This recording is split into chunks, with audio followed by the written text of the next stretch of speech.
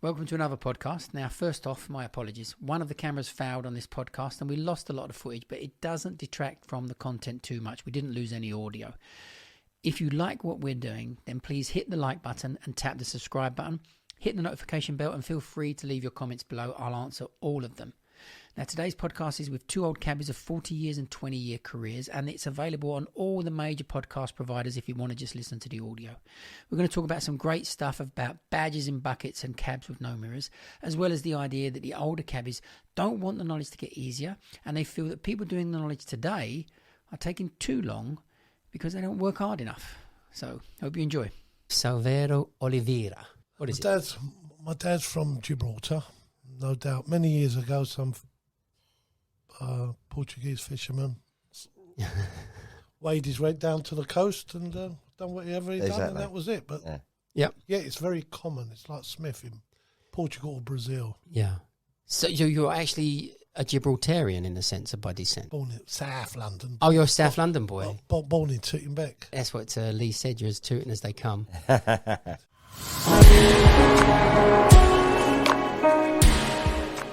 So we're here today with Martin Richbell and Sylv Oliveira.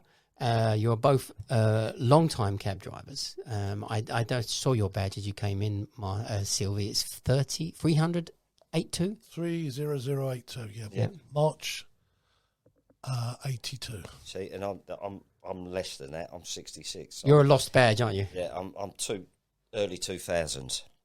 When you passed out? Yeah. Oh, so you're not... No, I'm a baby. Oh, in a sense. Yeah. Oh, so that's a genuine badge number. That's your badge number. That's my genuine badge okay, number. I thought you might have lost it and had another one issued. I'm a genuine badge number. Yeah. So in terms of Lee telling me you're a couple of old cab drivers, what she meant you was an old man in a cab. I'm an old man in a cab driver. But, yeah. So I've only been doing it 19 years. 19 years. Oh, well, you've been less than me then, Martin. No, 1996. You're 1982, back in the 80s. So you would remember, Sil, as well, when I passed out in the 90s, all the cabbies were saying it's nowhere near as good as the 80s. The game's dead. It's not like it was back in the 80s. And I remember thinking, well, it's very good now. So I don't know what the 80s were like. It must have been outrageous. It was very busy. And if you wanted to have a cup of tea, you had to switch your light off and actually do that physically. Otherwise, there will be a hand always going up. You just broom them all away. I'm having my tea, and you go. Yeah. Otherwise, you go on and on. It was so busy. In fact, you could say, right, tomorrow I'll have off. Yeah. And you go the next day, you do double bubble. You get twice as much if you wanted. Wow. It's just like that.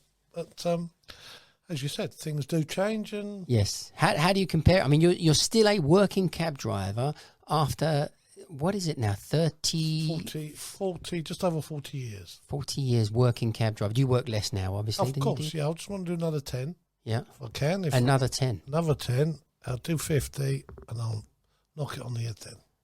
Oh, dear. Yeah. No, it's not a job I dislike. I'll go out there. I don't have to do the 12, 14 hours a day. No. I do a little bit here, 5 hours a day. That would do me, and let's go home. Yeah.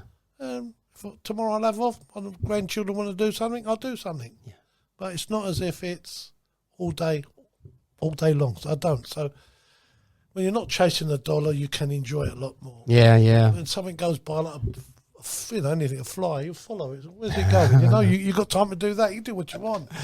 I had a friend when I passed out, and I never forgot him. We was almost instantly when we passed out, he started to spend the money that he didn't have based on being a taxi driver. So he bought the new house. He bought the taxi on HP, which back then was about 25,000, I think, for the fairway. He had the house renovated that he got done on a loan. And every time it came to our Christmas drink with the other taxi, he couldn't come. He had to work Christmas Day, New Year's Day. They basically... And I used to think, this is a great job if you don't have to go out there and do it day in, day out, which he was tied to. And I hope he's not still tied to it, but it's a lovely job if you don't have to go out, isn't it, and try and make the money. Well, we've all got to go out and work and earn a living, but silly when you're doing yourself up right to your bottom lip. It's, pace yourself. And when you first come out driving a cab, whoa, You go mad. You're doing it and you're calling this money. I won't say how much because people will be listening, but you could take course you're going to take money. You're doing 18 hours a day. Yes. You're going to take it. And the first month, you look what I've taken. Yeah. Oh, you know the conservatory? Don't worry about that. We'll have, you have what you want. We're not machines. We start getting tired. That's right, yeah. So you just got to, put some in your pocket and pace yourself. Very important. And they don't care, do they? They just think, well, there's a new washing machine. You get out there, son. You keep going. Yeah. They don't mind 18-hour shifts. I did the 18-hour shifts, and I did used to love them. And it is that thing. Another hand goes up, and you just think, well, shall I go home? No. Another hand goes up. Oh, dear, okay. And my own little story is I was going home. I was in the Mile End Road, and I only live at Mile End. And the hand went up, and they wanted Twickenham Rugby Stadium. And you think, oh, and I did it. And I got to Twickenham, and I knew I couldn't make it back. I had to sleep in the cab. I could not keep my eyes open anymore. And I thought, you should have just said you can't go. That's the annoying thing, but it happens. You still do it sometimes. I mean, I live in central London, but I still do that. And I thought, I always forget to turn the light off. And I almost at home, and they come up and they go, Bromley. But, you know. It's all money. It's all windows down then on the way home, trying to stay awake. Trying to stay awake. You've just pushed the shift a little bit too far. That sticks on the air. We've all done that. It's not good. It ain't. Well, it's not good if you, as we say, if you want to do it and there's a reason to do it, then great. Because having the possibility to do it can always get you out of trouble. Yeah. And that's one of the wonderful things about the job. But if forcefully having to do it, oh God, no. Yeah, no. And as you say, we work less and less. One of the questions often asked to everybody is how much we earn and stuff like that. And I used to tell people a few years ago, the average wage, I think, listed with HMRC for taxi drivers is somewhere between £500 and £800 a week. And they were like, because that's what the taxable money is. But then I thought, well, they're obviously fiddling their taxes big time. But I thought, actually, no, very often they're not, because we get to a stage driving the cab that you don't go out for £1,500 a week. I went out and I worked yesterday and I worked today, and now I'm playing golf 4 days. You can't earn money when you're not working. Exactly. So there are a lot of drivers that probably nicely get by on a living of £600 a week. It's just the kids at the moment that got out in the last 4 or 5 years, and because of the pandemic, they're the ones doing the 18 hours in the new electric cabs. Because how did you say? I'm an ex-teacher as well at Knowledge Point. I like Malcolm very much. I mean, he's sold now. He's not very. No, he's not very well at the moment, is he? So, but I work because Derek. Yes. Well, I know Derek from years back. Did the knowledge with him, passed out, and he kept badgering me. He said, "You got an aptitude for it," and I went, "I don't know if I have." But he obviously saw something. And in the end, I went, "All right," and I was as nervous as hell. Standing in front of then it was 30 people in the class. Nowadays, there's hardly anybody at the moment, which they got her up. But there was 30 people in the class, and I'm thinking, you all know more than I do now because you let it slide, didn't you? Yeah. And no, I did it for 7 years with them. But then the last job I did was on the Thursday before the Sunday when we closed down. That was the last time I haven't. Oh, right. So you was working quite recently. Even the do you know the Russian who runs it? Gert, Gert. Well, Gert, he said, would you do Zoom? And I went, I can't do Zoom. I need to be in a room talking to people, laughing and joking with them to show because you can't teach anyone the knowledge. You can only guide them and give them a basic idea of what you think you can do and try and drag it out of them and that. Yeah, I mean, I've always felt a lot of the knowledge is, a lot of the teaching of the knowledge is smoke and mirrors. Because the basis of the teaching is, can I motivate you to sit at that table and do point to point? Because if you're doing that, for me, again, there was metaphors of playing snooker. You want me to tell you and teach you verbally how to play snooker when the best way to learn to play snooker is give you the stick and get on with it. Exactly. And that's it. So there is this kind of avoidance with a lot of people. Give me some magic lesson. Yeah. Here's the magic lesson. Sit at that table and practice as many questions from there to there as you possibly can get through. Use my own initiative and try and make it laughable. Yeah. Instead of a tedious hour and a half and you've got some people who are going to sit at the back and not say a word all the time, and I always vowed that I'd get everyone to try and do, if it took me a year to get out, and by and large you did, because you was happy-go-lucky and it worked. But those days are, I'm afraid, God almighty, aren't they? I know. Yeah, we used to had about 800 applicants this year. Yes, I watched it slowly go down, but we used to do a beginner's talk where we'd introduce you to the knowledge and you come in to start doing it. there would be 50, 60 people a week coming into the school to sit down and listen to that. And in the end, it went down to about 4 people a month come in to listen to that. And that's kind of, that's not a plausible thing for me to turn up to do that for 4 people a month. So now nobody pretty much does that anymore. We do it through our YouTube channel and let people watch. But we have seen progress. Things are changing. Yeah. Well, I can understand why it was dwindling. It was getting less and less. You've got to understand, well, the way the game was going. Yeah, we were fighting on all fronts. Exactly, and you couldn't earn a living. TFL weren't very good to us, closing roads and such like. Yeah, and I mean, it dwindled down. As I said, I might have had 30, 35 people. I once had a class of 1. I get... Andley just walked out there. She used to moan about, not the knowledge, it's too difficult, it's going on, it takes 4 years. No, it doesn't take 4 years. If you give your heart and soul, and you work hard at it, you will beat 4 years. Well, they see you. They ask questions. The examiners ask questions. Do they still ring you up and talk to you? Yeah.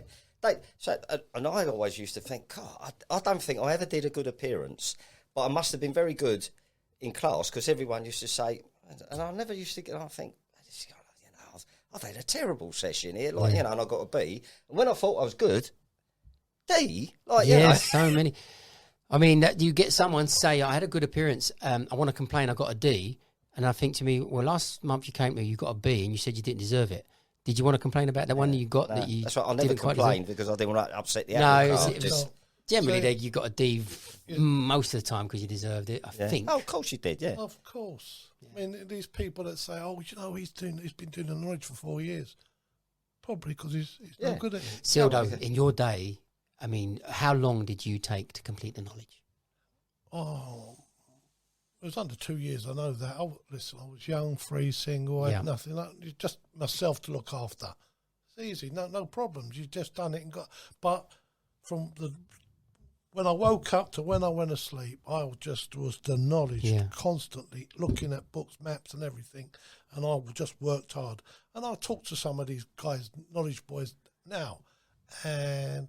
Oh, how long you been doing that? 2.5 years. And I ask them a couple of runs, and the way they answer it, no wonder you're still doing 2.5. You've got another 2 years. Because I can tell by the way they answer it. Yeah. There's a lot of people that weren't serious. There's a lot of people. I always give them this run. Royal Lancaster Hotel to the Criterion Theatre. Okay, nice easy one. That's it. You'd be surprised how many guys call it Park Lane, left Piccadilly. Well, they want to take the easy way in. Well, there you go. That's why you're still doing it. Straight away, it's so easy. The easy ones are what you do right at the end of it when they get the examiners fed up with you and you just get, big and brave, and you don't care anymore because you've done your bits on 21s, haven't you, and 28s. Yeah, but wouldn't you drive it that way? Wouldn't you just take it easy and just go down Park Lane, chuck left to the Piccadilly? Just it's autopilot. You're going to cut through to Carter's Place, come through Berkeley Square. Do the 2 squares, Grosvenor Square, Berkeley Square. Yes, it's a corner cut. It's nice. Yeah. It's standard. To be honest with you, when you're driving, you wouldn't miss that because you wouldn't even think about how am I going to get to the Criterion. No, you would just drive along Bayswater Road, turn down there and think, obviously, now I do this. The autopilot kicks in. And it may well be that when we're knowledge sense, we have to think differently. When you're answering questions verbally, it's a completely different technique. Absolutely, yeah. And, these young guys that are doing the knowledge at the moment, they should stop moaning about, it should be easy. No, it shouldn't be. This is character building. Of course it is. But when you did it, and to a lesser extent when I did it, we didn't have WhatsApp and all that. Every one of them was on a WhatsApp group, and they all asking each other questions, which is good because it's the way ahead. But when I was first teaching at the knowledge point, I said, "What are you doing?" He said, "Well, I'm doing WhatsApp." I went, No, learn it yourself. Don't ask John. You can ask John afterwards. We're in a class here. I want to know what you want, first of all. I don't want to know what someone else is telling you. They're great, and obviously that's one of the main things that's changed, the social side of that. Years ago, you used to meet up, have a cup of tea to talk about what was going on. Nowadays, it's on social media. Bang, bang, bang, bang, and it drives your ear rolls. I turn it off because I don't want to listen to it. The group's big, and you get one little conversation going on, and it drives you insane. Yeah. But as the technology has changed the way that people approach it, and it gets back to the basics of it. I mean, honestly, Sylv, in your day it was different, and it has got. what Lee has just done, there's a few students now completing the knowledge in about 2.5 years. That is becoming more common, but there's been a period of 20 years where that progressively got higher and higher and higher. And it wasn't due to them not being good or working hard. Everything was being raised on them. The degree of question, for example, you would have gone through the irremarting of the questions with no traffic lights, which I think Courtney Connell started those off. So you're getting asked a question from one place to another with no traffic lights. 4 times. Right. Do you remember? I think he started that idea. I loved him. But I thought it was great because that's what I loved about it, because I could do it and I could call it. It was great. And I even did it like once. I hate saying this because I'm an Arsenal supporter, so Sylv. But then that Chelsea mugs, like, you know, when they won the league in 2004 for the first time since the 50s, I picked 3 geezers up at Victoria Station and they wanted to go to Chelsea. They'd never been there before in their lives. So, like, I did it all without traffic lights. You can't do it anymore, but I did it. Dropped them off, went back, picked another lot up. Geezer went on and I took them. They went, I've never been this way before. I said, that's because you've never been in my cab before. Yeah. And he'd give me a tenner tip because I'd cut all the traffic off. Instead of going up Fulham Road and Gilston and all that lot round the back. Zebra crossings every 10 minutes. Yeah, I mean, those questions, though, are excellent and raised our game, but you couldn't answer them if you was hit with it for the first time. No. Every one of those questions was a learner. You had to learn it first and then you could be answered. So the thing was with that kind of question is ask it, put it in the system, and then let people go out and learn it. Then we progressed beyond that. And now we had a situation for quite a few years where the question is very, very technical. I want you to go from somewhere to somewhere that could easily be left on the right, but you're not allowed to leave this particular place on the right. I want you to leave on the left, and I want you to set the other place on the left, and I want you to not use City Road or Marylebone Road. So there's obstacles being put in your way, and you think, well... That's pedantic, I think. Yeah, a bit silly, a bit childish, I think, doing things like that. Should be A to B. Best possible way. This is, yes. Yeah, it teaches them, but in the end of the day, what we're now getting to the stage of is the dwindling numbers. So if no one's signing on the knowledge because the perception is it's too difficult, and the difficulty has been portrayed by other students saying, they asked me this, and how am I supposed to answer it? And then that question, not only is it being asked, but it's also not being repeated. So even if you learnt it, you wasted your time because you'd be hit with a brand new one. And that raised us, what you're basically making us become is super geniuses to be able to do anything like that, when really what is our job is to go from A to B. And there's been an argument for many years about the fact of even leaving on the left for anything. In real life, if it's not even on a complete dual carriageway, we are going to find our way to go the other direction. So you could almost argue it's a dual carriageway, but let them leave on the right because they're going to figure that part out in real life and they'll be going that direction. Can they get us to this particular place? Now, they ain't going to go that extreme, but they brought in a rule about 20 years ago, which was if you want someone, take away the ambiguity of whether a point needs to be left on the left or left on the right and make it very clear about what the guidelines are for when it needs it. And if the examiner wants you to, they should say to you specifically, I want you to leave on the left only. When they introduced that kind of idea, the examiners immediately asked everything that could be left on the right and said, no, leave it on the left only. And now you've got turnarounds involved for places that never ever needed it and more extra roads. So the ante in the game has been rising and rising, and the standard of students was massive. But now there are no students. So this has got to now be an enticement of it needed to get easier in some degree, and it has recently. It's not dubbing it down, but just taking out. We took it too high, I think, Mike. We really raised the game. I mean, our level. But Sylv, you would have just done runs. I know going back further than your generation, it was very much police station to train station to major hospital, and it's progressively went to statues and blue plaques. In my era, you would have been your era as well. Blue plaques, yeah. And then they got taken off the agenda. But I think point-wise, it didn't really matter. You could ask any points. We could learn points. But how many appearances did you do, Syl? I think in total, I might have done 5 or 6. Wow. That was it. Yeah. Well, I'm not being big-headed, but I went there, first appearance, give me 6 runs, full house. Everyone he asked me, then the Second appearance, full house. I had 3 full houses on the trot. Everyone they asked me, I answered. And then I got my day with Mr. Smith. You're Mr. Smith generation. Oh, he beat the shit out of me. Yeah, I got one run. And then when we come out the place, I said, I remembered them all. I'm going into Kelly's, because that's what we used to have, Kelly's. After the things he made them up. They weren't in Kelly's even. We couldn't even find them. But anyway, I had a couple more and that was it. Well done. Mr. Lippett says to me, there you go, I'll keep that card if I was you, I'd frame it. So not many people have that. And he shook my hand. Oh, thank you, sir. Yeah. Then I had my suburbs to do. I remember my drive. Cool, Gee. You remember we had a driving test? We haven't got a driving test. No, not at the moment. They're bringing it back, hopefully. Yeah, we all had a driving test. It should be good. Yeah. Because anyway, I remember, and he didn't stop shouting at me. He said, take me to North Road. Don't know where that is, sir. You say you've done the knowledge and you don't know. So it's the top of Caledonian Road. There's a little turn on North Road. Took him up there. It was a Friday. So anyway, drove about and he said, take me back to the carriage office. Do you know where that is? Yes, sir. So I took him down there.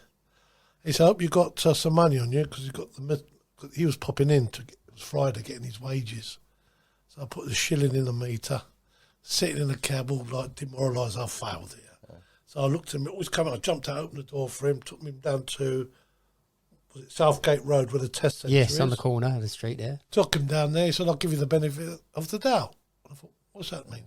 Have I passed or not? I said, I'll give you the benefit. You passed. And that was it.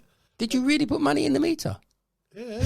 I put a shilling in there. I had to. Lucky I found a shilling on me. I put it in there. I thought, so I went, yes, I did. I put £1 in there.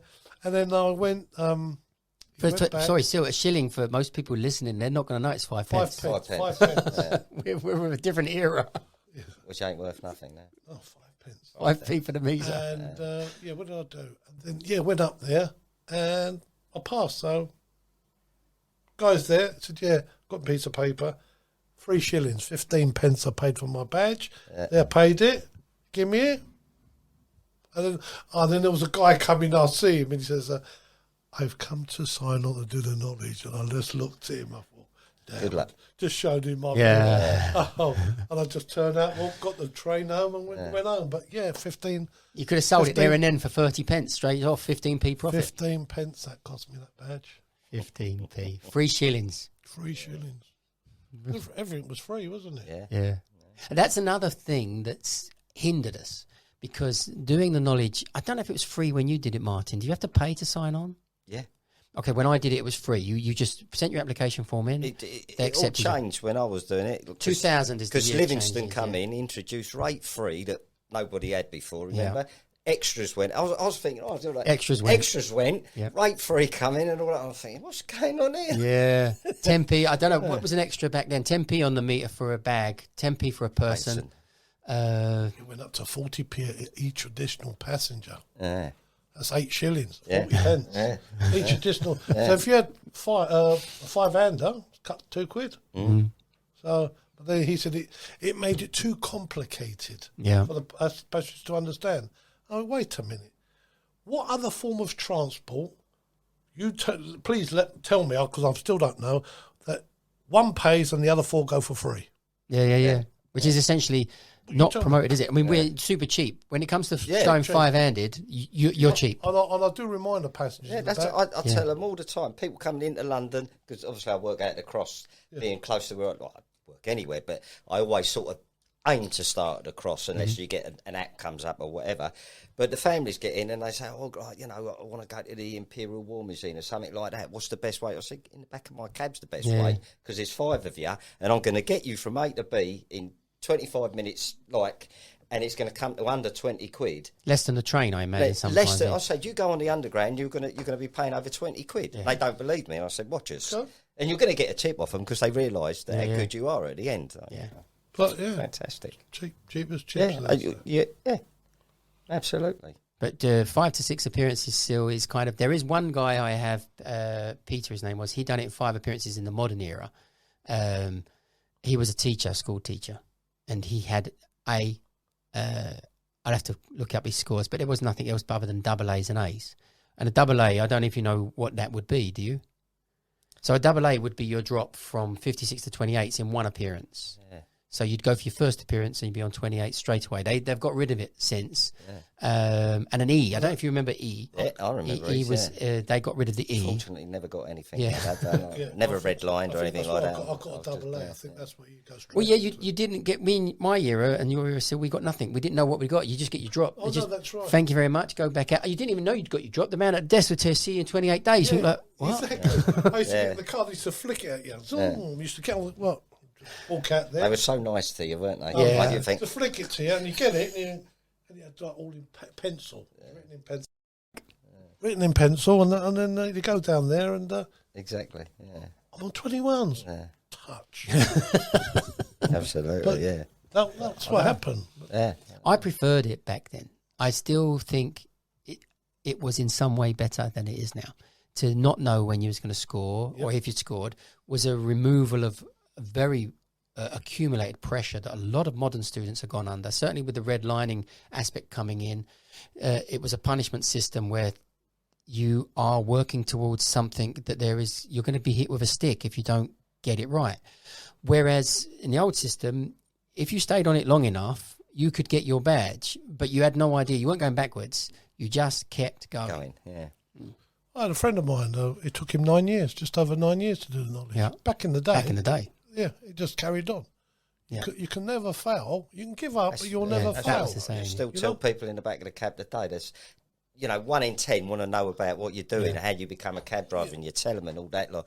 And, and you're saying, well, the thing is, no one can fail the knowledge. And they will look at you disbelief. I said, no. I said, you can be a convicted felon to do it. You're never going to get your badge, but you can be a convicted felon. I said, you could be a murderer, but you're not going to get your badge. I said, but no one can fail the knowledge. People just give up. Yeah. I said, that's the two notions. You either do it or you don't. Yep. You give up. That's the two things. What we learned recently was there was an interview with James O'Brien was on this new thing about that new review with this Andrew Smith Institute or something like that. I forgot the name. A student phoned up Gary Broughton, and they were under the impression, James O'Brien, that we learned 320 runs. And they have no concept of the fact that was the times table to a nuclear physicist. Yeah. That's what they have learned. like that. They don't know. That's nothing. Yeah. Ask Manor Station that Gibson Square or any one of the 321s to anybody who's on the knowledge, and they'd think you was taking the mickey out of them. That's nothing. So no one has really, even the people in the media, haven't got a concept. And the only ones who know are us. Yeah. The ones that do what we do. Exactly. That's it. And we have done something quite magnificently to be proud of at the end of it when you finish I this. think so. Yeah. I really do. I'm quite proud. I'm still proud of it, and tell Yeah. people in the back of my cab, I'm still enthusiastic about it. It's hard to tell people that they're like, obviously it's changed Well, again. We need young blood in. We do. We do need young blood to come in. Cause, Well, it's up to us still to Us tell old- people us this old is sods, worth we're doing. all- But it is again now. Yes. It is. I know it's hardship, but 2 years of hardship. Like, Well, yes. You can hold down a job and still do it. Yep. Don't have to give up a job to do it. Yeah. It might take you a little bit longer, but you can still hold down. But you, like you said, you got to put the hours in to do it. Don't overload yourself with it, but you got to put the hours in to do it. Yeah. And there is times when you're stuck, like you come to tooting, but I hated tooting. I come off my bike 3 times down there in the rain, like on a Sunday morning, I think, oh God, flat tyre, and you think, what am I doing, like miserable? And then other times you think it's great, don't you? We've all had that. Yeah. We've all had the punches and the colds and the rain. Yeah. I tell you, my best friend used to be my exhaust. I used to cuddle her when I used to go out and Keep doing warm. the knowledge to Yeah, keep warm. yeah. I mean, 40 odd years ago, I had nothing. There was nothing, no. So I had a Parker jacket, a bin liner, black bin liner, Donkey jacket. and newspaper in me to keep warm. Oh, mate, now you look and they're all dressed up and going to, oh, lovely, fantastic. But, it just, it's all different now. But, yeah, I mean, you can't, I think, make it any easier than knowledge. It should just carry on as it is. It's got to be tough. It's worth doing, because we are the finest because cab of, drivers because in the of world. Because of what you've gone through to get exactly. there. It's not just get that's your right, medallion, you pay your I don't know how many dollars, and you got it, and you go exactly. out. No, we don't do It's it that not way. a grid system. If you want to be one of the finest, you do it the Exactly. right way. You do the knowledge, get tested, and at the end, you don't have to run for that bus on a Monday morning at 7 o'clock to get into work because the governor's going to have a go at you. You could take your time. That's the freedom. I think the freedom. Freedom's the job. biggest. Yeah. Oh, And you could, I mean, if you wanted to, you could still carry on and use a cabin as a part-time. I did, first of all, the greatest part-time job in the world. fantastic.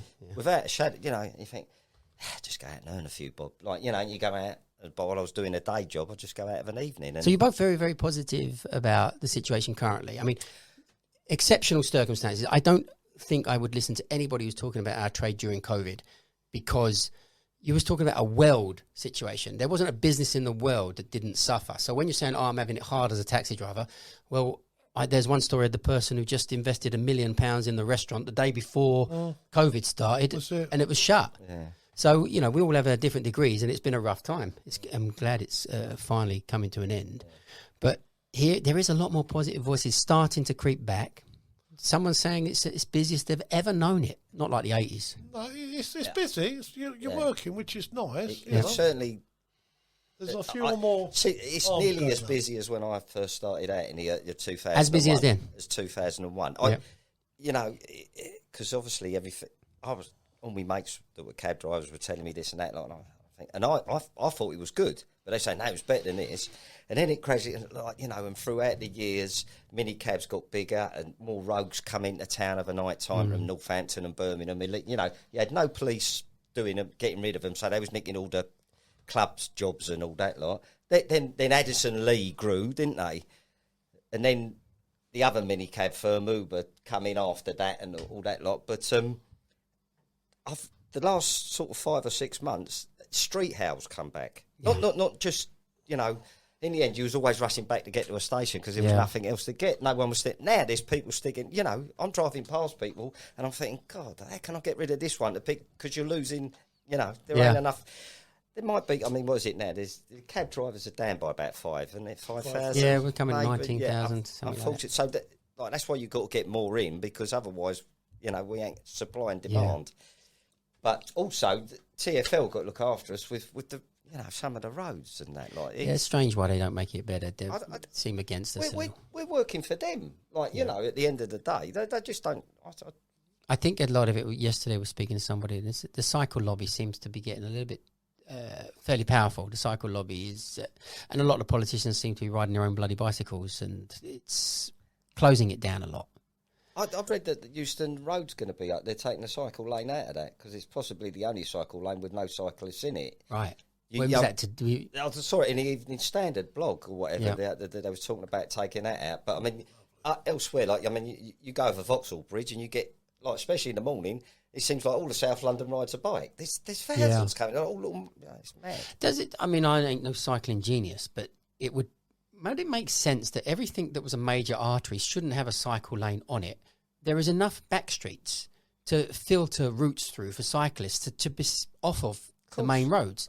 Make them single lanes with cycle lanes, and you wouldn't need to be on any of the busy roads. What you need is someone like yourself to be working with them. They seem to... again, I'm not knocking Tip, but when it was the police, you knew where you were with Metropolitan Police who looked after you and such. You might not always agree with them, but you knew what it was just black and white and then. But TfL seems to me, and I've got nothing. You always want young people to come into it, but it's as if they all come in from Essex or Kent and don't know anything about London. So you might as well be a minicab to them. Yeah, and they don't care, and it's just. It's hard, so we got to try and promote that and get more people. Yes, that's another thing we've got to, in terms of advertising. The best advertising has always been us telling someone, you really should do it. Yeah. And that always is the catalyst for them doing it. They're not going to see an advert along the street and say, oh, that's made me want to do the knowledge. Yeah. It's the fact that my mate's telling me, listen, do it, it's brilliant. Because when I was on the bike, every cab driver, was like, game's dead, mate, you don't want to do it. And I'm thinking... You're only saying that because you don't want me to come out there and the same as you do. And the game's been dead for... Was it dead in your day? Yeah, 30 years it's been dead. I had a few people say, it's dead, mate, it's dead. Yeah. But really, we should look at each other as are, what am I trying to say? Brothers. Well, we should work together, really. Of course we should. Cab drivers are cab drivers. Yeah. Look after each other. Yeah. You're your own single person to go out and do what you want, but we need to look after each other instead of being fractious between each other and that lot. Which don't help at all, Dan. No, but we're a very diverse colony of people, aren't we? Sure. We are, every aspect of us is in this business. And again, one of the things that's been a problem is, I think it's a problem just culturally with everything, is that the loudest voices are not necessarily the best voices. Oh. So, you know, and the ones that are most angry. And some of the best voices, they give up easily. They think, oh, I'm listening to all these lunatics. I just want to get on with my job and not be part of it.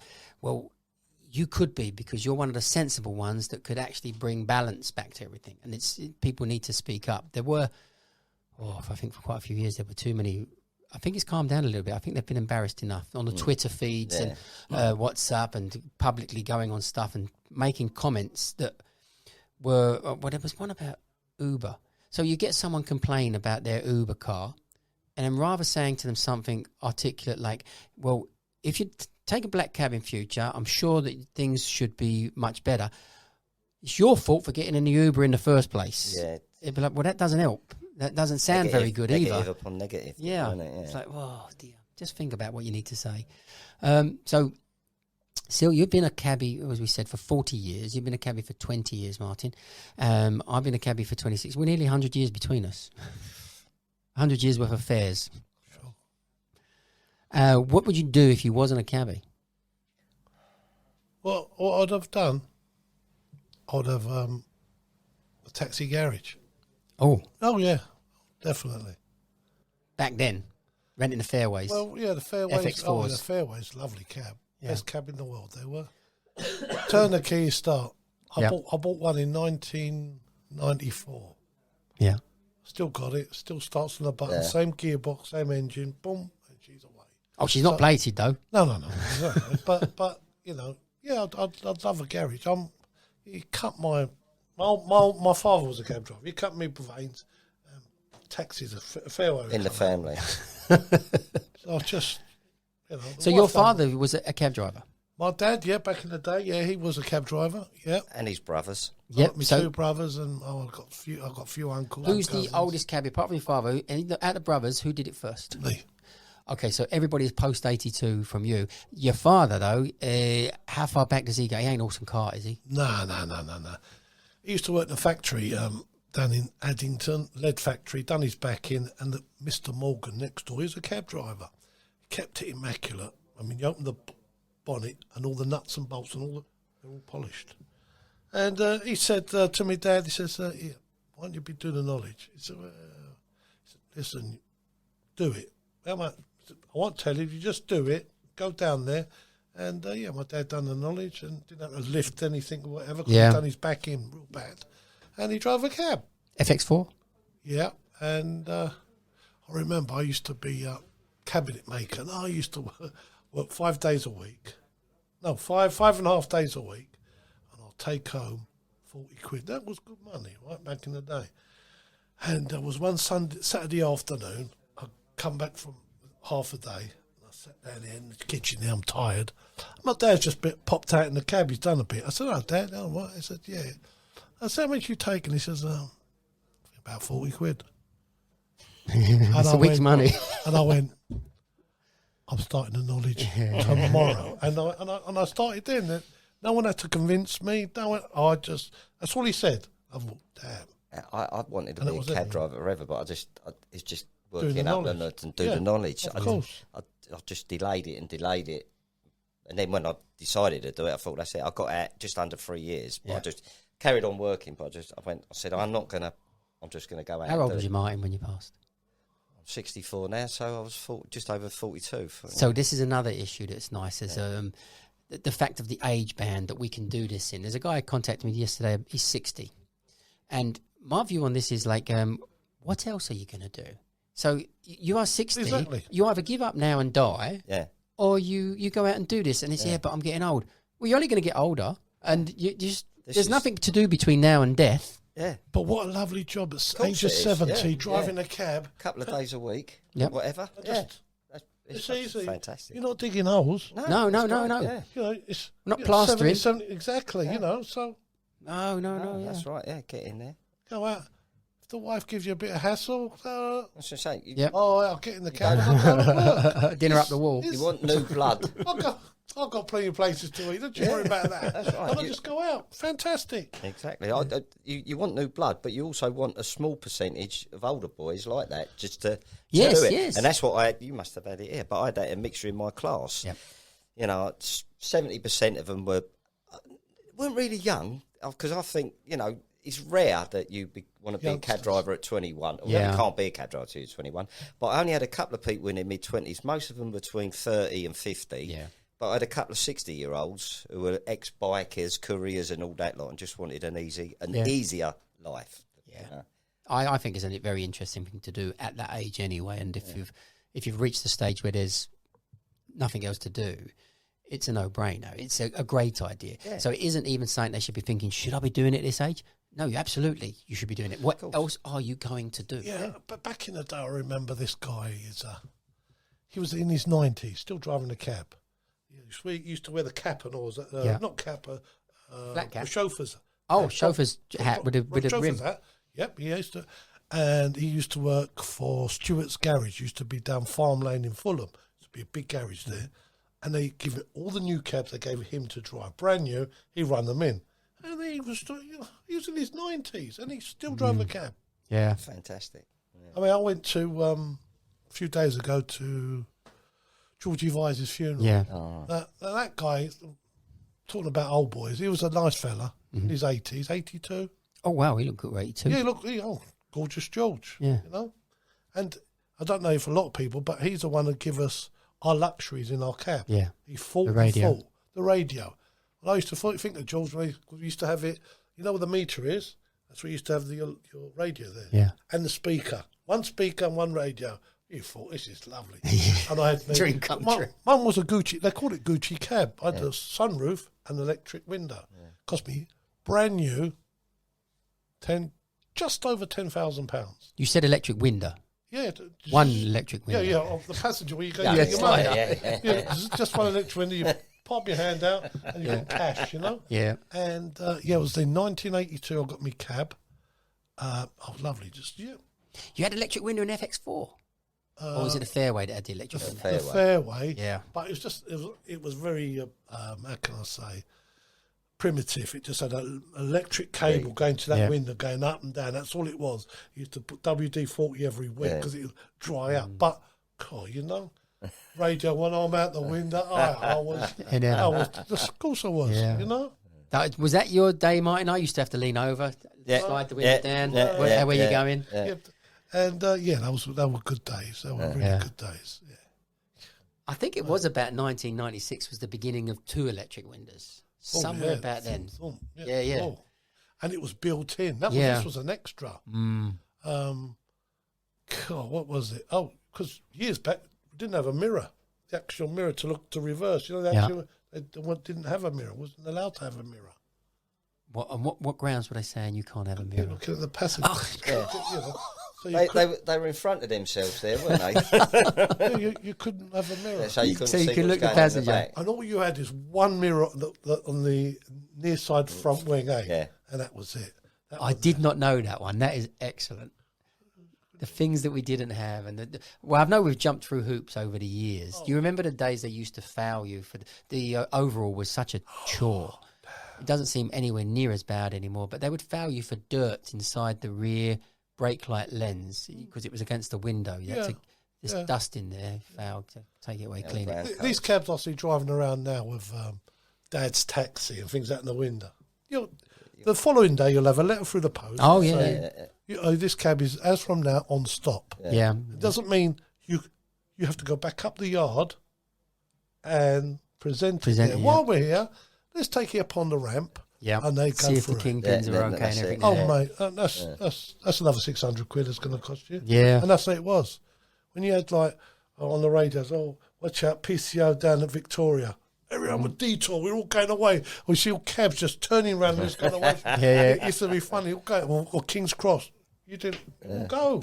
And then you used to wake up some mornings in the suburbs, there'd be a stop note on your cab. They've been in the night, Yep. looked at the cab, Yep. you're stopped, and you've got to present it again. Yeah. Those days seem to have gone, whether that's a good or a bad thing. I certainly think I'm of the ilk, even in terms of this being very, very green kind of idea. Some of those lovely fairways, they could be really presented and kept mint condition. Oh, it's lovely. yeah. I don't really see that it's very green of us to keep throwing away something that's working. I love the electric cab, by the way. It's wonderful. But they've got a 12-year lifespan on that, and that doesn't seem very That don't green seem at right. all. And Have they said 12? yeah, 12. Yeah. Yeah, 12. What, the electric? Yeah. So who's gonna? How many people are gonna buy it? Because like it was one way of stepping up your ladder. Yeah. You know, you buy a house, you buy a cab. Who's gonna buy a cab with a 12-year lifespan? Garages are going to have to, it's going to be a garage-dominated situation where everyone's renting again, isn't it? I've got a nice taxi out there. I've got a 61 plate. TX4. TX4 is lovely. I'm just trying to sell it at the moment. It's 61 plate. It's got 15 months left on the plate, and it's only done 106,000 miles. So what do you want for that? We'll see if we can sell it on the show for you. Go on. 4.5. So 4.5 for 15 months. Yeah, bad. All right. And when 15 months go, you can still sell it for 1,200 quid. It's a lovely physics. 1,600 miles. What 100,000? 600. 106,000 miles. 106,000 miles, yeah.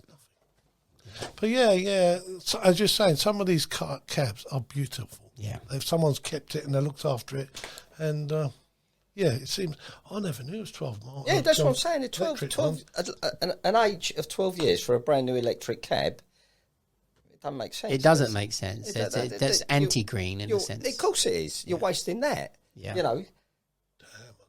Yeah. I mean, the fairway, the FX4 went for almost 40 years, didn't it, in various forms? Yeah. I mean, that's not necessarily because it was the best either at the time, maybe because they didn't have money to make other models because of the recessions throughout the 70s and all. But it was a model that worked. I love it. It was the first one. Fairway was the first cab. Fairway was lovely to drive. I always wanted to drive it. I thought it was lovely. Yeah. It isn't as nice as driving the electric, which is wonderful, but it was lovely. They were like driving a go-kart. It was like being a go-kart driver all day long. It manoeuvred. But it was good because you was up there sitting there, big bonnet. But you used to drive along and you'd hit something, and then the whole steering would go in some strange earthquake zone. And you think, oh, God. Yeah, I don't feel sorry for Lewis Hamilton at the moment because we all had the vibration. Oh, yeah. A wet foot with the water's coming through, the oil leaking. You have to go through all that, don't you? It's character building, isn't it? Throw a rag over your right foot. You get the drip. Yeah. Just bought a new cab. No. Yeah, they were good days. They were really good, fun days. Yeah. Well, it's good to have been part of them, isn't it? In that particular era. Because it is now, it's gone. There's a completely different era now. And we're in a completely different job, a completely different situation as we progress forward. And it is great. What do you think then of this idea that the electric cab is a monopoly? Well, it is in a way because, if you want to drive a cab, that's the only vehicle you've got. All right, apart from the Nissan one. The Nissan. But that's all electric, isn't it? Yeah. And the Vito. The Vito. Well, no. I've never driven a Vito. If you want to buy a new cab, there's only two, isn't there? I think the Nissan stopped, but we're not quite sure at the moment. Yeah, so it's just... well, my view is basically... Our hands are tied to what we can drive. What can you do, though? If you other people, they want competition so that the price of the electric goes down because that's the one they want to buy. Mm-hmm. But you can't have competition if you're not going to buy the competition. So people have got to invest money to make the competitor. And I would buy the competition if it looked a lot more like the electric cab. Unfortunately, it doesn't. Yeah. That's the trouble. The dreadful. electric cab, and you're caught like that because you want to go in that because it's smart, it's elegant, sleek lines. It's good. Yeah. But it's X amount of money more than that one is. Yeah. Yeah, but you buy a taxi in electric cab in Gibraltar, and you don't pay not one single penny tax on it. So, What, the same cab? It's exactly the same. They used to TX4s, out there, and they don't pay tax on it. They're tax exempt. So what's that going to bring it down by? Oh, I don't know. If it's 50,000, 20% on 50,000, something like that? When they made the FX4 taxi, the profit they made was £15,000 on each taxi. Okay, and that's fact. Mr. Lee, who's second in charge of LEVC, I picked him up. He told me. So they're making 15 grand on each taxi. They were making £15,000 on each. Yep. TX4. TX4. A TX4, yeah. Yeah. 15 grand. Okay, so they were selling them for about 32 to 36 by the end. No, it was 40, weren't they? 40. I thought it was 40. Yeah. Yeah. So At the end. Yeah, when do we start? So, but that they was were it. making £15,000. Lots I of took people. them up to Manchester. I was with them for the whole weekend. yeah. We went to the factory and everything down there, and I've been there. I've been to the factory in Coventry where they used to make the fairway cabs. Yep. I spent a day there. I've been everywhere. I went another day. I spent in Dunlop with Dunlop taxi wheel tyres. I went to the factory there. Spent a day there. I'm watching them. They make taxis tyres for cabs. I've been. You're right there. Yep. Okay. Yeah. So I've loved the cab trade. I think it's great thing for a young man. But we are going. Only that's what I said. I think everyone would be renting. Who's good? If your cab's coming in, are you going to buy a new taxi? Yeah, we did do this. I mean, it does work out more profitable to buy with luck. So if everything comes together and the cab doesn't go wrong, and we're looking at 5-year warranties and stuff like that, and then the 12-year lifespan. But the 12-year lifespan does sort of eat into the price, because if it was an endless lifespan, we'll keep it mint, and you will earn the most money in this game if you've bought that cab, looked after your cab, and that's always been my view. I used to drive my cab. It died on the M25, my cab. That was, God knows how many miles it had done my fairway, but they went forever, didn't they? Anyway, so it must have done 200,000 miles, I imagine. You didn't put enough water. No, no, we should have gone further. Yeah, of course. It's nothing. It's just running in. It's facts. Yeah, it's so hard now. I mean, you rent a cab. What's it? 340. 360. I was speaking today or yesterday. 360 for a brand new one, straight off the. Yeah, 360 is a lot of money. Well, what did you rent for first cab? How much? 82. I can't remember, because I come out in March, and in April I had a brand new cab there, because you had a waiting list to get cabs back in them days. And I when I was on my 28th, I ordered my cab. So it was all ready. So when I passed out, I come straight out. So 3 weeks, and I got into my new cab. So you've always been an owner? Oh yeah, I've always owned a cab, my own cab. A musher. Yeah, musher. Yeah. And I used to pay £240 a month for that cab, my first one. Yep. A brand new one. Yeah. I thought that was a lot of money, but, you know. Yeah. You and then, you used to have them for 10 years, though. 10 years, that's all the lifespan you had. What, and it would be naturally dead, or you had to finish it? That's it. You get rid of it. 10 years. And then Boris come along, didn't he? He said, if you vote for me as mayor, I'll up it to 15.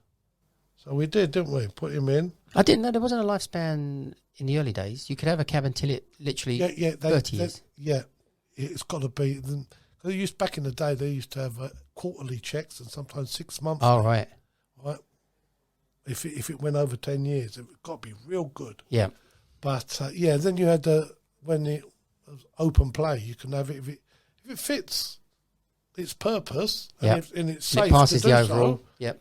Why not? Yep. You know, if it's a heap, then take it off the road. But if it's lovely and it can do the job as the one next door, I can't understand it. You're saying it's a waste of money, time, and no good for the environment, is it? No. Crazy. Yeah. So I don't know. But 360, geez. Well, in '96, I was renting from Mickey Ascot. It was $200 for the week, and my cab was brand new. What, babe? Yeah, babe. Yeah, lovely old Mickey. He was brilliant. Oh, and he was really, really good to me, and it was lovely that. But £200 a week then. But for a brand new. So it's 360 now. 25 years later, it's not exactly a 50%, 100% increase in price. Just saying, Dalton, when you're saying it, 360. Yeah, 360. But are you earning twice as much as you was? I 20 don't years think ago? they are. That's the thing. My £200 then, renting it, was an easy night's work to pay. That's what I was going to say. You budget it on going out at night time.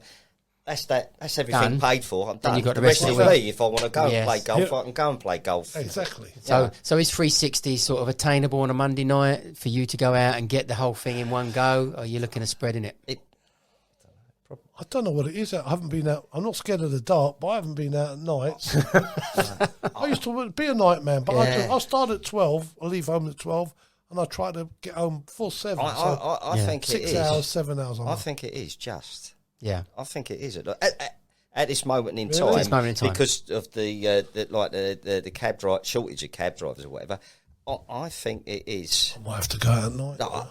I was only nights. I didn't work nights. You only work nights. Yeah, I can't be doing with the sunshine, driving in the heat. That's for sure. Oh, but my attitude on a sunny day was I became a cab driver, so I didn't have to go work on a sunny day. Yeah. So I'll go on the rainy days and whatever. Sunny days, I sit in the garden with the wife and drink gin and tonics. That's good. There's nothing wrong with that. That's I've great. heard that weekends are fantastic. Yeah, well, that's what I say. I reckon 8 hours of a night time is equivalent to 12 hours daytime. Yeah. Weekends, I do now and again a Saturday, but that's only because it's me. But all the young kids that I was teaching that are now got their badges during the pandemic who still call me sir when I put no, they must have gone I'm always Martin. They didn't even call me sir now when he was in the class. Now they call me sir. They're at almost 48 hours from Friday through to Monday, then Sunday and Sundays, Mondays their Sunday, to relax and whatever. Go on, Sylv, tell us, go on, give people the ump. Tell them what you roughly get for the shift that you do in the afternoon in the middle of the day. What now? Yeah. What are you roughly coming home for? What are you looking for that little shift you're doing? If I get £1, I'll come home with £1. But I'm taking £200. They won't believe you, would they? I'm taking 200 quid. I can hear the phones ringing now with complaints. From door to door. Yeah. Meaning from my house. Yeah. At 12, come back at 7. Like yesterday, went back for the hours. But you're not chasing it and you're happy with that, aren't you? 195. 195 yesterday. Yeah, and I'm on that app. So I just like to get an app to get in. Are you on Get, or you use the app to get in and then you switch it off because I'll be grudge giving them 20 pips. Well, exactly. But it got you in, though, didn't it? It did have a job, a purpose to it. That's right. That's what I'm saying. It worked you in and possibly could work you home, but you don't use it. I live out in Shirley, but I got one the other day. I just switched it on. Less than 10 seconds. Croydon Crown Court to Stamford Hill. What? Oh, that would do me. Thank you. That's a good start. Yeah. And that was it.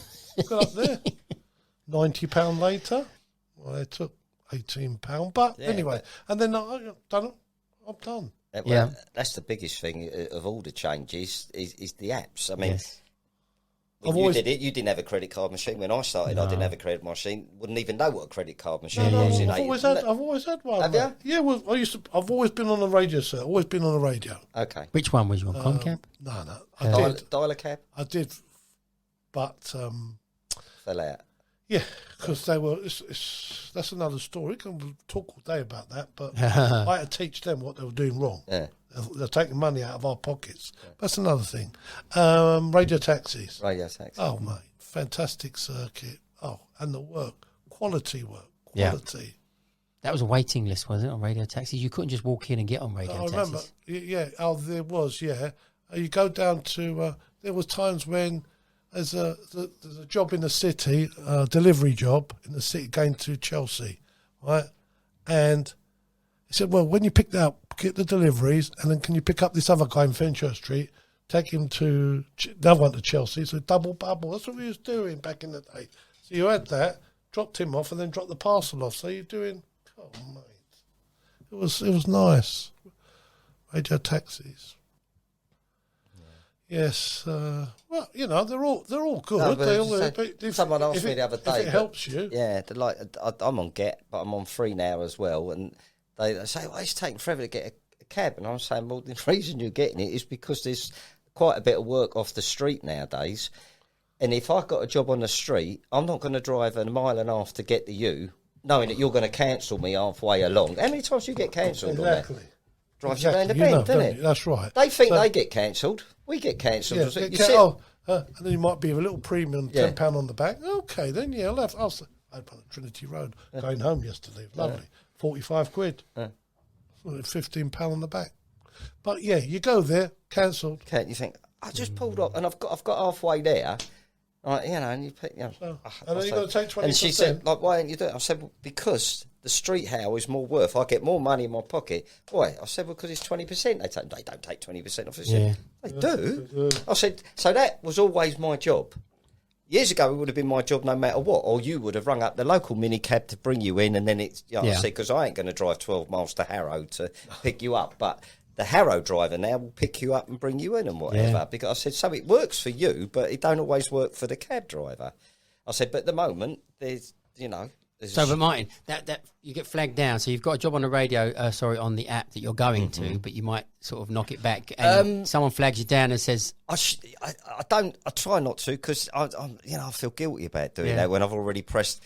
But I wish I could. I do it now and again. I've got all my hands up. I have done it, but 9 times out of 10, I will go through with the job because I feel. If I've accepted the job, I do it regardless. I don't done it. But you press that button. Or you got it on automatic. You don't even look where you're going. You know the job's there, but you don't know where you're going. For sometimes, no, I'm free now. They don't tell you. On Get, it will tell you the A to B, so you know what you're doing. Because I went to a meeting there when they first had that, and I said, "Do you want the jobs covered?" Yeah. He said, "Well, I tell you what you do. Put destination." Exactly. What do you mean? Yeah, you put a destination, you're more likely to get the job covered. Yeah. Really? If you don't, so I went to that meeting, I told them, and Georgie Vise was there too. We was talking to them, and they changed it to destinations. Of course, you might only go up the road, but it suits you because you want to go up the road. You know? So that's it. But I'm not on free now. It's hard. It's hard. Get charged 20%. Free now charges 15%. Oh, 15. But Get is more accessible and better run because you can always get to them. Free now you can't get to. If there's a problem, it's very difficult to speak to anyone now. And you do need to speak to someone sometimes. Sometimes, but you know, most of the time, though, it's pretty well run. Get you press the button. No, you're I'm on automatic. I get the job sent through straight away. Oh, whether so you don't reject it. So I don't reject it, and that's bang. I think. What, you're automatically accepting a job? You can on the thing. You can. It says auto, so you get the job sent to you straight away when you're within the vicinity. Yeah. But that's what I'm saying. You're driving along and you're about to stop for her, and it comes up and it pings in you, and you say sorry, and they think you're a right arsehole because you've driven past them. And other times I go, and I think, I've got to drive all the way back up. I've limited it to a mile because you get jobs 3 miles away, and you were never getting there because the customer didn't want to wait. They would cancel it. And I'm thinking, I've just pulled, particularly not now, but 3 years ago when before the pandemic, when Uber was at its height, you're thinking, I've been sitting on the rank for 40 minutes. You pull off. Bang, and you think, well, I've got to go round the back, you know. And King's Cross was starting off at Seven Sisters, weren't it, to get on the back of the rank, like you think. Well, that's why you need to read it and accept it manually. Don't let them. No. Well, it puts you in lots of trouble. Yeah, it's probably. I've not done the auto thing. They've got jobs now coming up in the hospitals. Because there's less porters about in hospitals and that lot, they got job. They expect you. I don't do it, but they expect you to park the cab out, go into the ward, pick the customer, pick the hospitalised person, bring them out. If you've managed to find a cab place to park, you ain't going to walk a crippled, you know, a mile up the road. But they say park the cab up. Where can you park nowadays to go into an hospital? No. You know. Pick them up and then you take them, make sure they get into their house all right, and you think it's too much onus on the cab driver because they haven't got enough, you know, people to take them from the hospital. Ambulances, ambulances can be, you know, only there for emergencies now. You can't use them for anything else, which is fair enough. But how do they cater for these people who are on chemo and all that, like, you know, going home? It's not fair. Not fair on the cab driver either. For you to get near the hospital and give them, you know, any hospital, Huntley Street. You can't park outside because it's all for ambulances. So you can go in that way, but you've got to come out that way. So you've got to park your cab round there, run all the way round, and go through that way. It's like Charlie Chaplin. Yeah. Honestly, if you could film yourself, you know, you make it up. Right, you know. Anyway, that's another story. Anything else we can add? I don't know. We've gone through all of it. We've had some technical problems with your camera, Martin, so you will be in and out, the phone was overheating and it ran out of space. Sorry about that. That's okay, but I've managed to keep it going, so I can edit it and it should look okay. Good. The stories have been lovely, and I love the days of 1982. But back then, did your cab get broken into a lot? Because I used to remember being a kid, it was so easy to get in and out of a cab. Oh, back in the day, the back doors, you couldn't lock them. You couldn't lock them. They didn't have a lock. Right. So, yeah, you could just open it and get in and sit in the back. So, you know, you go down there, you get back to your cab, and there's the dosser sleeping in the back of the cab. What are you doing in there? Oh, just, it's warm. Yeah. You're getting asleep, but oh, cool, mate. Gee. Things have changed. I tell you. Things have changed. It's been lovely talking to you and listening to the shared stories. And it would be nice to actually have yours back. And maybe we'll add a couple of other older voices to the table. Yeah. I did have a crash once, funny enough. And the guy I crashed into in my cab, one of Mickey Ascot's cabs, his badge number was something like 800 back then. It wasn't particularly old, but I know now you can actually pass your badge on. Did you know that? I thought they stopped that. But they're done. But what they used to do, because 800, he'd be dead. Yeah. No, he'd be dead. What they did is, when you lost your badge, you would go back down to the carriage office, a big bucket in there, pick your hand and pick an old one out. Really? Yeah, no, and that's what you used to do. No way. Yeah, back in the day. Because you know how it works now. It's terrible. Oh, yeah, I know. You just you get another one. Yeah, you're next in line. It makes me laugh when you got 8652. And they've got the formerly 4256. He can't live with it, can they? He can't live burns with it. him. Yeah. Of course it I've been does, out with your 400 something. If I ever lose my badge, I'm getting to get remade. I'll never get another. That's my badge. That's right. But yeah, it used to go in the bucket. Do you know what? I should have done that with mine. Yeah, no, but that's what they look at you. They see a button boy. Formerly, I love it. It did make me chuckle. Formerly, yeah. I would like a picture of that. That would be lovely. I don't know if someone's got it, but that would be lovely to put on the thing at the same time. Yeah, you've seen them, haven't you? Yeah, I've seen loads of park behind them. Yeah, in a bucket, picture in a bucket. That's brilliant. And then Really, I mean, but then it should have the other thing. You've just mentioned it. Why can't we get our own badge made again? I mean, we are so possessive of our badge number. It's such a magical thing to us. Yeah, exactly. You know, it's just like, I don't know. Get it made. Let me go and I'll have the company that makes it make my one off. It will cost you 200 quid more. Okay, if you prepare to pay it. Rather than having a number informally Not on the back. having none of that. I'd have mine. That's it. I'd have mine. Yeah.